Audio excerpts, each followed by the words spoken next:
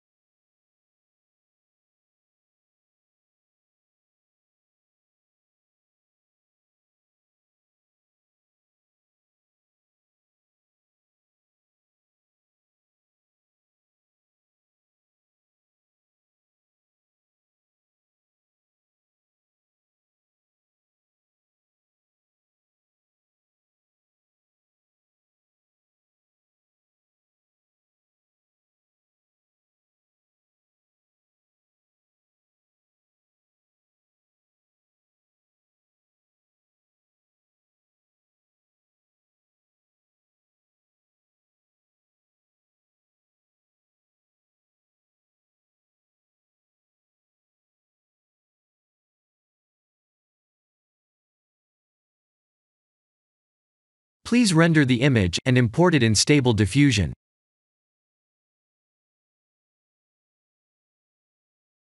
I'll share the full prompts in the description below. Please set the preprocessor to none, and select the correct depth model.